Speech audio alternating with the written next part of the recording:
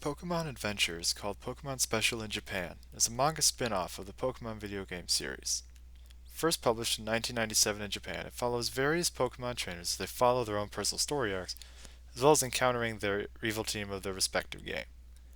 The manga itself has attained some notoriety as being a more mature version of the Pokemon series itself, as it is mainly targeted towards teenagers and young adults, while the games and anime are targeted towards children. Despite this audience, the series has continued to find success and has even continued pushing out volumes to this very day. Its success has been attributed to many factors, largely the mature tone, the complex characters, and even its continuity and consistency as having been cited as reasons for its success. The series has adventure, action, and a little bit of everything. It even delved into the complexities of issues such as environmentalism, and how not everything is as black and white as a common children's show may seem. I first discovered the series in college, and I really came to appreciate its tone. I got really into it for a long time, and I'm gonna try and go in depth and explain book by book why I enjoy the series as much as I do, and why I hope it continues on as long as Pokemon does, regardless of any quality changes. If you are an expert on the series or have never heard of it, I hope that you'll stay and at least give me a bit of a listen. Volume 1 opens up with a couple of kids trying to catch a Pokemon called Nidorino. They are unsuccessful until a kid in a baseball hat shows them how to do it, using a Pokemon of his own, a Poliwhirl named Polly, to weaken it first. This kid is Red, and he's one of our main protagonists. Yes, his name is Red, not Ash. Unlike the anime, which made Ash as a sort of self-insert for the kids watching, Red is an actual character, and the story of adventures is based on the game's stories, with the various protagonists being based on the official artwork for the trainers, even though the names are all pretty much taken from the games themselves. So you'll end up with some characters with some silly names, but overall it's nothing really to worry about.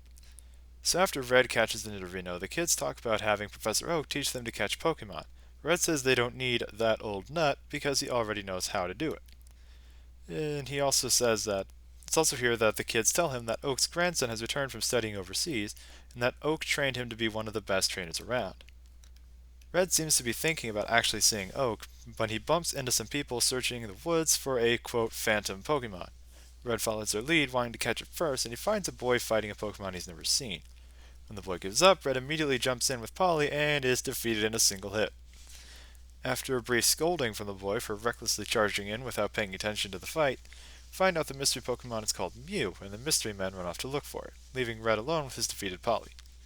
It's implied Red has never lost a battle before, so to be wrecked this hard is a hell of a reality check. The first chapter ends with Red going to Oak's lab, taking his first steps into becoming a better trainer.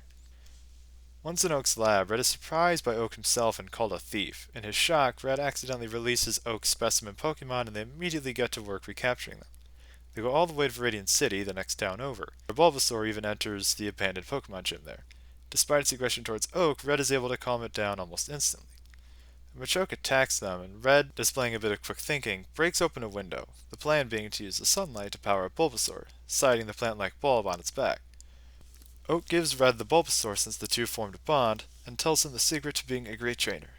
But do you know what it takes to be great? Knowing a lot of clever tricks? Having a Pokemon powerhouse in your arsenal? If you do, you're wrong. What counts is what's in your heart, that feeling from deep within. That's the key to becoming a great Pokemon trainer. Red's dream is to catch all the Pokemon in the world, so Oak gives him a Pokedex and tells him to go to Viridian Forest to start his path to greatness. We open the third chapter with the boy from earlier in the forest using his Charmander to catch Pokemon. Red's Polly goes a little too far ahead and gets hit by mistake. After a brief scrap, a Kangaskhan appears, apparently the boy's target. The boy pulls out a Pokedex, revealing himself to be Oak's grandson to Red. The boy attacks Kangaskhan but can't seem to catch it. Red intervenes in the fight, believing that Kangaskhan is trying to protect its baby, and rightly so, and he heals it, allowing the two to go free. Red and the boy, now revealing his name to be Blue, exchange names and they go their separate ways, initiating their rivalry. Chapter 4 has Red going to Pewter City, and he catches a Pikachu that's terrorizing the city. While he tries to train it, Blue appears to challenge him, but before the two can actually do anything, Blue opts instead to make it a race to get a gym badge from Brock, the city's gym leader.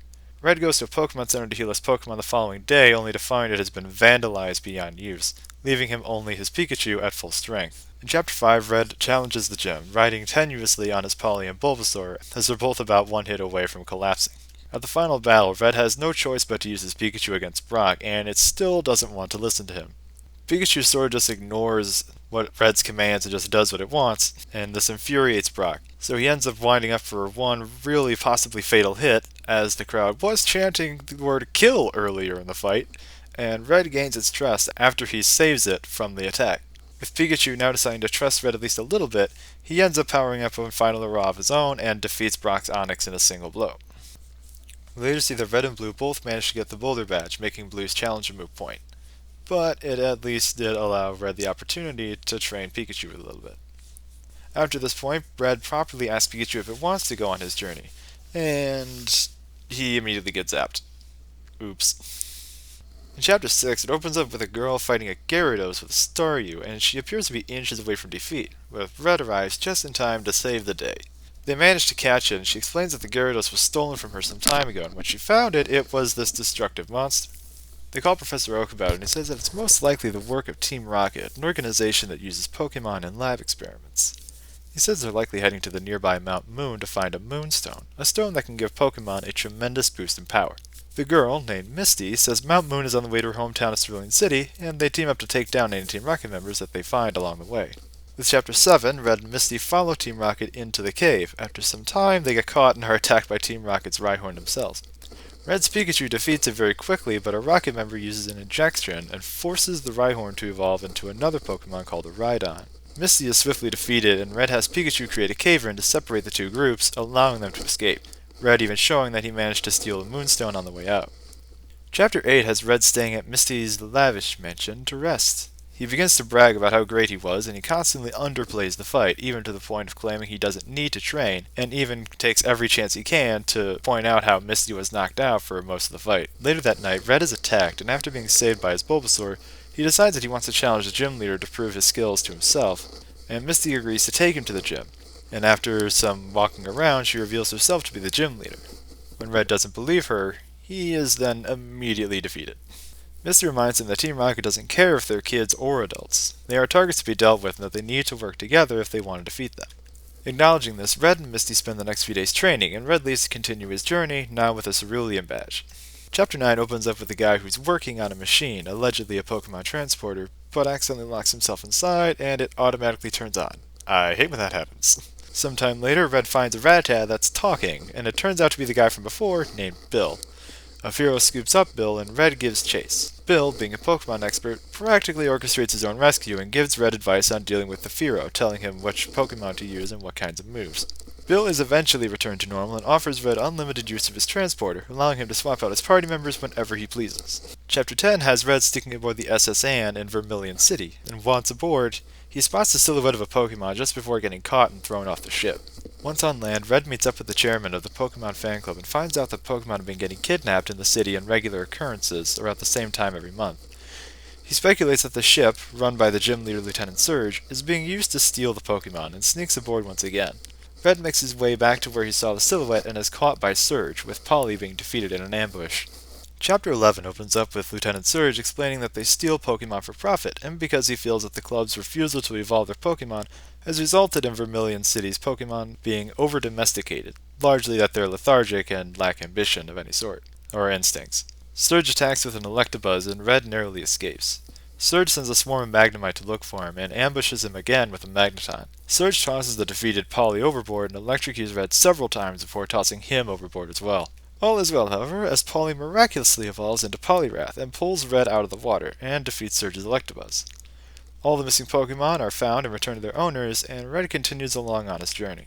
Chapter 12 opens up with a bike race. Yes, really. Red decides that he wants the first prize of the race, as it's $10,000 and plenty of, quote, Pokemon items. I don't know what they are because those weren't a thing yet in Red and Blue. And Red is using a bike apparently given to him by the fan club chairman, but the bike itself is really bad, or just designed weirdly, because Red can't seem to really get much speed out of it at all. Luckily for Red, the race has several obstacles intended to slow the cyclists down, intending for them to use their Pokemon and other knowledge in order to overcome them. Red crosses a river full of Tentacool by using Poliwrath's Ice Beam to make a path across. He ends up using Bulbasaur and Pikachu to make a path through a forest, with Bulbasaur cutting away branches and foliage and Pikachu electrocuting anything that gets in the way. This tactic makes some unfortunate consequences, as Bulbasaur ends up attacking a Beedrill's hive and ends up getting some of the honey on itself, and they end up being the target of a swarm of Beedrill. Not fun. Right at the end of the race, though, Red is met with a Snorlax that is completely asleep and doesn't seem like it wants to move ever. Luckily, though, one of the trainers happens to tell Red that Snorlax only ever moves when it's hungry. So, Red decides to use the honey stuck to Bulbasaur as a way to get the Snorlax to wake up. And it works, but since Snorlax now wants to eat Bulbasaur, Red has to pedal for his life, and he ends up winning the first place. Well, he does get these items, though we're not sure what they are or what they do. He ends up getting the $10,000, but has to use all the money to buy enough food to keep the Snorlax happy. Oh boy. Chapter 13 opens up with Red entering Lavender Town in the middle of a rainstorm, being offered shelter by Mr. Fuji after mourning the loss of his Doduo. Mr. Fuji tells Red that ghosts have been sighted in the Pokemon Tower, which was their cemetery, and that Blue went into the tower 2 weeks prior and hasn't come back out. Red goes in as well and finds a strange fog filling the tower. He is soon attacked by zombies, yes zombies, and has to run, but finds that they cannot leave the fog. While continuing to stay alive, he then finds Blue, only to find him possessed by the fog as well. Chapter 14 has Red and a possessed Blue having a fight, where Red figures out that a Ghastly is controlling the fog. He has Bulbasaur suck it up before firing out of the tower as a solar beam, releasing Blue from his control. Blue, wanting revenge, decides to climb the Pokemon Tower, with Red giving chase if only to try and keep him safe. They're eventually attacked by Koga, a member of the Team Rocket's elite triad and is also one of the grunts that attacked Red at Mount Moon. After some brief exchange, Koga sicks an Arbok on them, and they end up having to run for their life, as Arbok's acid is able to dissolve the very walls around them, and also probably people. Through the use of some sleight of hand, Blue is able to shield the Charmeleon from one of Arbok's acid attacks, allowing the Charmeleon to cut the Arbok in half. Yes, actually in half. With his Arbok defeated, Koga, who was flying around outside the tower watching from a, I guess, magic mirror, if that's how that works, decides to make a retreat. And Mr. Fuji thanks Red for taking back the tower for the people of Lavender Town. However, Red decides that the thanks should really be going to Blue, as not only was he one that initiated it, but he was also the one that defeated Koga. With the chapter ending with a view of Lavender Town now under a sunny sky. Volume 1 is a pretty good opening for this franchise. Red starts off fairly annoying. I remember even when I first read it, I was kind of getting sick of him constantly bragging about how great he was. But because he gets defeated so many times by so many people he didn't expect, he actually ends up growing more as a person, as he's forced to admit that he's not as great of a trainer as he once thought he was, even down to the point of where when someone thanks him for doing something that he did play a hand in, he ends up deciding passing along the thanks to the person who was actually responsible for ending it. Blue, unfortunately, does not get a lot of development here. He kind of shows up as a gruff know-it-all, and he kind of doesn't really go much beyond that, but that's largely because he's not here long enough in the moments where he does show up to really do much. He and Red don't exchange much conversations outside of the Pewter City chapter, and even when they do have a conversation, it's largely just Red saying he'll be the best and Blue saying no you won't. However, one of the better elements though is the establishing of the world of Pokemon Adventures, or at least the Kanto region here, as there are several times where you can see how Pokemon interact with humans in their daily lives, and it also establishes that some of the gym leaders are actually in Team Rocket, which now opens the door for several underlying threats, as these gym leaders are seen as somewhat of celebrities or authority figures almost of their respective cities. So if a gym leader is involved with Team Rocket, that of course opens the way for who knows how many possible avenues for crime. And I personally like that, as it allows Team Rocket to seem like much more of an actual threat, unlike in the games, where they sort of just show up where they do and you don't really get much else out of it. Though it's largely due to the limitations of not only the console, but also the kind of a game they are. However, one problem with the book is its ending, or rather a lack of one. The book just sort of abruptly ends after Lavender Town. There's no real climax to kick it off. In fact, Brock's gym battle was more of a climax than this Lavender Town sequence. I think they're trying to end it off with some Blue development, but like I said, he doesn't stick around long enough or say enough to really develop much past being a know-it-all, but we do know that he's prideful enough to where being controlled by a Ghastly makes him want blood. Apparently Arbok blood would satiate him. But yeah, other than that, there's no real ending, or at least not really a climax in the book. The closest you get to a climax isn't really one, as it happens a couple times. Like I said, there's the Brock Gym battle in Pewter City, and you have Lieutenant Surge's battle and Vermilion. Both of those could equally be considered climaxes of their own story arc, sort of, if you want to call it an arc. But the book doesn't have a real ending. And it seems more like the book ends because they had a page limit rather than because any sort of arc was actually ended. The lack of ending for this book is really where my problems start and end, which is pretty good considering in most books my problems start in the beginning and continue on until the end. So here, at least my problem begins and ends in the same place. But it's still a bit of an issue that I think somebody could have probably edited around in the editing room. Maybe if they got rid of the cycling race and just extended chapters 13 or 14, I feel like that would have helped out a little better. That's my opinions on Volume 1. I will be getting to my opinions on Volume 2 pretty soon. Let me know what you guys think of this. This is my first time trying out a video essay type of thing. Hopefully you guys will enjoy it, and I'll see you guys next time.